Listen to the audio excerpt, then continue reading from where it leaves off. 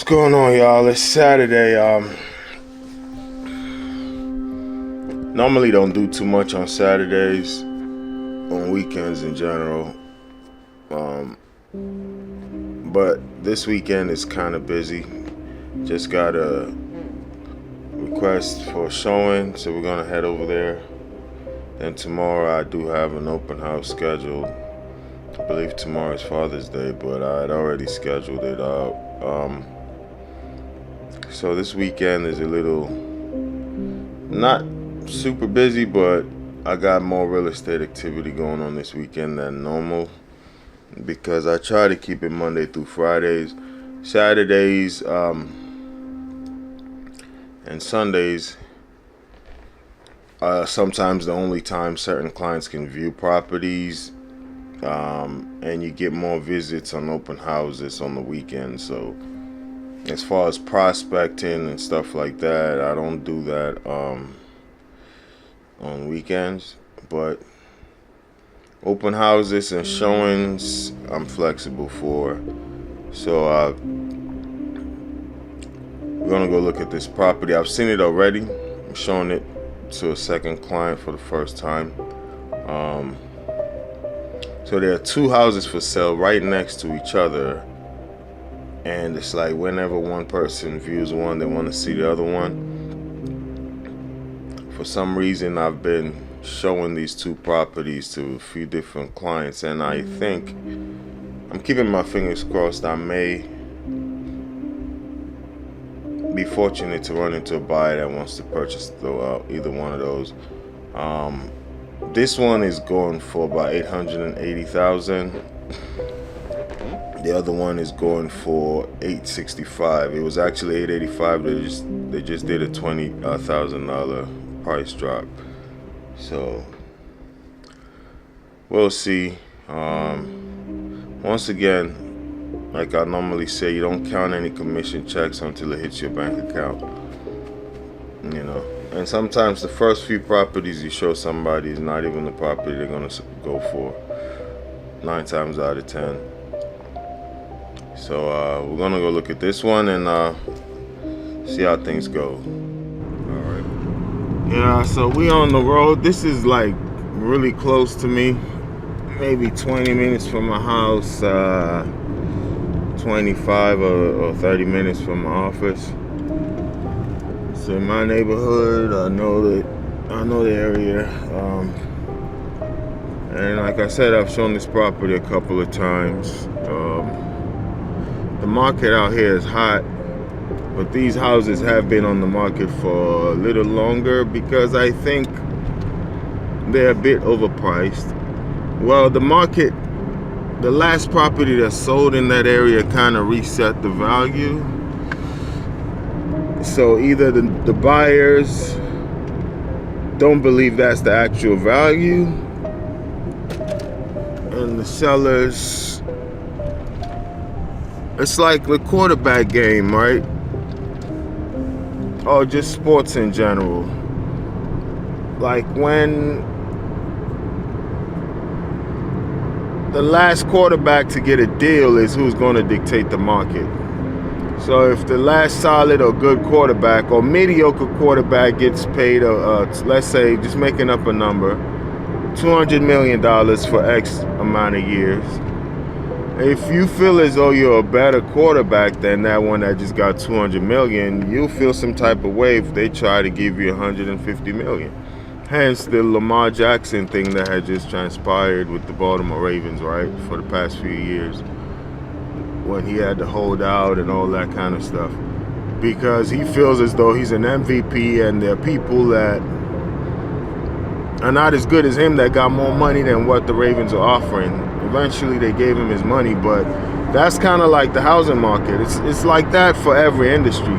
So a house around here sold for about $900,000, and all the neighbors are asking close to that, even though their home may not be quite as valuable as that house that got the $900,000, but the market has been reset So if you got a pool in the backyard and 5+ bedrooms and a little bit of acreage, you're asking for close to 900 grand. But yet, with the interest rates and some buyers are just reluctant to pay that amount, especially when they check property records and they see you probably bought that house for $400,000 maybe 5 years ago. You're almost about a double on you know. So some people are just uncomfortable accepting the new market rate. So, you know, that's where we are. Nice houses, but it's about, did that last property that sold reset the market? You know, are these other properties next door to that one going to get the same amount of money as the previous one? So almost everything out here now that is similar, 5+ bedrooms with a pool in the backyard, are going for $1 million or close to $1 million. And in a few years, that might just be the bottom line, $1 million property. It's not, you know, it depends on location, because in DC, some places in DC, you got townhomes that are $1 million townhomes, you know. So to get a couple acres, 5+ bedrooms, and a pool in the backyard in the suburbs of DC, really, which is Maryland, where we are, it's not a bad deal. But, you know, interest rates, and, you know, people just can't wrap their head around the fact that these houses were going for $500-600 grand 3-4 years ago, and now they're almost at $1 million. The market has kind of changed. And normally you get 10 to 15 offers per house in this area, you know. And I have a 6 p.m. showing. ETA on the GPS is saying 5:48, which is close to what I like to do. I like to get there about 15 minutes earlier than the client, or than the scheduled time. This client, for some reason, is very punctual as well. I did beat her to the punch, but as soon as I pulled up, I thought I had like maybe a few minutes to sit down in the car, get my thoughts together, and she pulled up right behind me, you know. So that's why it's always good to get there. I hate when a client gets to a showing before me and they gotta wait on me. Terrible feeling. That has happened once, but didn't like the way that felt, and I try my best to never let that happen. I'm always ahead of them. One of my clients knows me so well that one day she beat me to the punch by 2 minutes. She called me like, "Hey, I'm 2 minutes earlier than you," you know, because time is of the essence. So I value, you know, try to value people's time, and I don't like people wasting mine. So always try to get there earlier. And this is just something, you know, I learned from my dad growing up. Can't be late for school, late for church. You know what I mean? It's just not something we did. You early for school. I don't think I ever ran late for school living with him. If I ran late for school, it's probably something I did. When I left the house, I probably went and lollygagged around, and, you know, but he's going to make sure you leave on time. You're never late for school, never late for church, just growing up. So that really comes in handy, because that's just who I am now, you know. And I always try to get there before the client. And there's little to no traffic, so it's looking like I'll be there maybe 13 minutes earlier. 12 to 13 minutes early. Normally I like to keep it at 15. Cut on the lights, walk the property, mostly for your safety and the client's safety. You try to just walk the property ahead of time. You know, 9 times out of 10 everything will be all right, but, you know, you still want to get there and tour the property, cut on all the lights and stuff like that. You know, make sure the coast is clear before somebody comes in and walks into something, you know. So That's your responsibility. Just little tricks like that, you know. For men, at least for the most part, it's not something that's on the top of my mind. It should be, you know, because safety is safety, but you know, you think as a man, I can handle myself. So it's like, but for like female agents or even clients, you know, the way you even park in the driveway, you want to park in a way where your car is not going to be boxed in, you know. If it's like a one-way driveway into the property, I never advise a client or female agents that I know to just go pull in or back in to somebody's house like that. You always want to give yourself an out. So if you can park on the side street where you can be able to get out, then that's better. You know, don't go in the basement with to where there's no exit. You just there trapped with somebody. These are just things that, I'll be quite frank, I don't really pay attention to. Hate to say it, as a man, you just like, okay, I'm good regardless of what, you know. But it's something for my clients, my female clients, to keep in mind. And I got a bunch of females at the brokerage. Something they discuss all the time as far as safety when showing a property or even hosting an open house.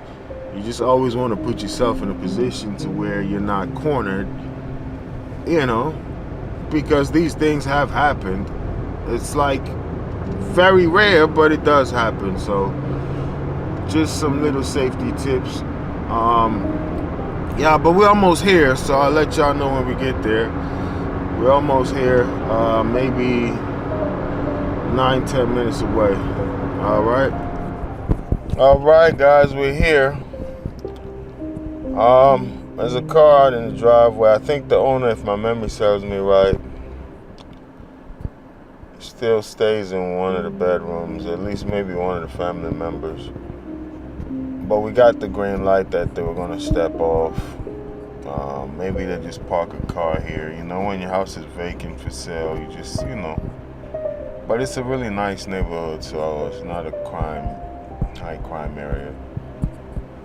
All right, let's go check it out. I'm happy I got here before the buyer, so I need to go in here. She was very punctual the last time, so I need to go in here and make sure the lights are on, everything is clear. Take a swig of this. I don't think this is a first choice. It's just houses next to each other kind of sell each other. We've already seen one like maybe less than a block over. That's her first choice. She actually wants to go see that one again. But everybody I show that property wants to see this because, you know, they're next to each other. You want to do the comps. So wasn't shocked that this was requested. We'll see I don't know. That one looks nicer than this. This one is more pricier. So this one is going to be harder to sell, especially with that other house on the market. Because most people like that one more. This house has potential, but just has a little bit more work to get done. And the backyard is a little bit open to where the neighbors can kind of see in the pool area. It's not that appealing to most people because of privacy reasons. The other one has a tree line all around the backyard, so the pool and everything is just covered. So that's a good selling point. You got yard space, pool, but also like privacy. You got neighbors, but they're not right up on you. So yeah, and they just dropped the price by $20,000, which makes it $5,000 cheaper than this one. Anyway, let's go take a look at this thing. So we're here waiting on this client. The alarm just went off. So the owner just had the remote disarm it. Maybe I'll turn this camera around so you guys can see around. It's a nice property. I've been here before. Need to try to cut these lights on though. The basement is not finished. But at the same time, I want to be able to see when the client pulls up.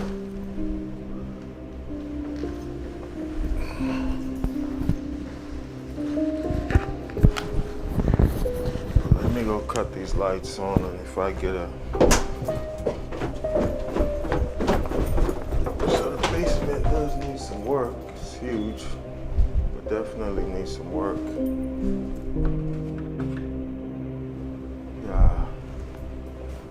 And it connects to, I think, the parking garage. So they started to work on it.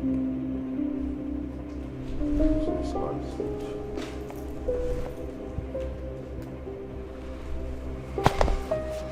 I think it was down here somewhere. So these are the things. That's why you want to come before your client, because these are just dark corners in these huge houses, right? You want to come before your client, especially you come in here with a lady.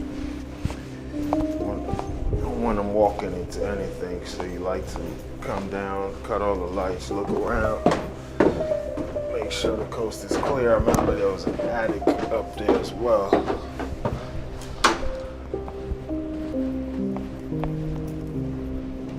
Let me just double check before I go upstairs and make sure she's not here. See her car? Go upstairs, go cut on some lights here as well.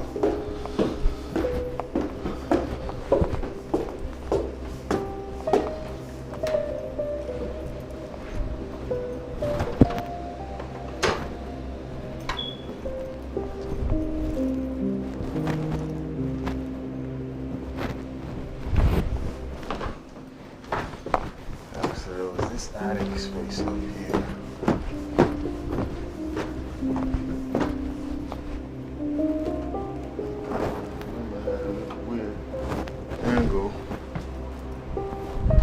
Around over here and connects.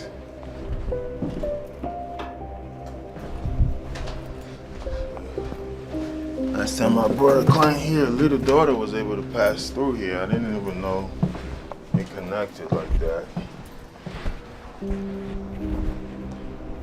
So the house needs a lot of work, and they're charging more than the other one.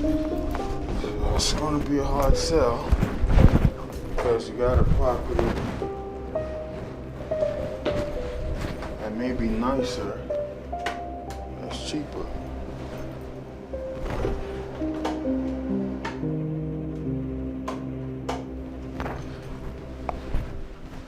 And this one connected over here, but that was a motion light.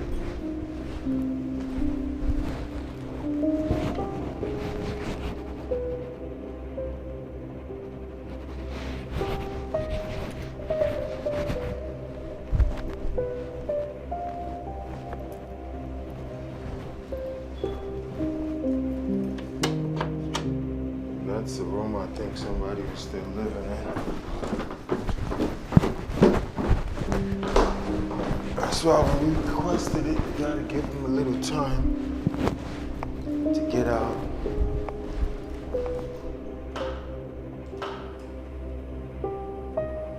Because they're still living here. It has a nice backyard. I really like that, and a pool downstairs.